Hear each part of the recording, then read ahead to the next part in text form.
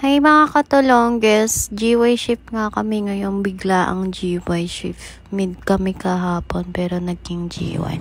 So samahan nyo kung pumasok sa work ko papuntang island ko. Madali na nga ako pumasok kasi kailangan ko pang mag-ayos pagdating dun sa work. Kasi kailangan talagang mag-ayos ang dealer. Eto na nga, nakababa na ako. Nandito na ako sa island ko. Nagmamadali na ako sobra niyan. Yun no, yung mga mima ko, antok na.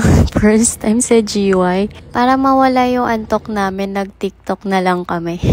Bawal sound, baka makapiright tayo.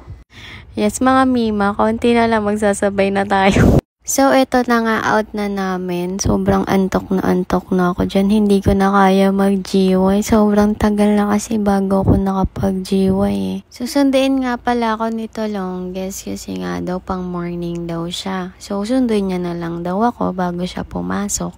Ang ganda na ba ako sa part na yun na lagi akong hinahatid sundo ng asawa ko. So, yun nga, haggard na ako dyan. Hindi ba halata? Inaantok na kasi ako, sobra niyan eh. Bago nga kami umuwi sa bahay is pupunta muna kaming simbahan. Dadaan kami ng simbahan para mag-pray sa mga blessing na natatanggap namin araw-araw.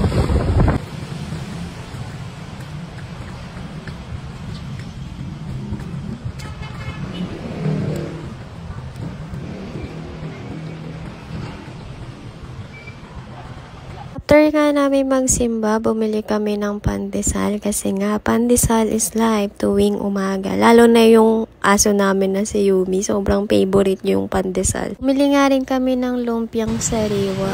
Dito kami lagi nabili kasi ang sarap ng lumpiang sariwa dyan. So, bago nga ako matulog, prepare ko muna yung baon ni Tolongges sa work niya. Baon ko siya naman.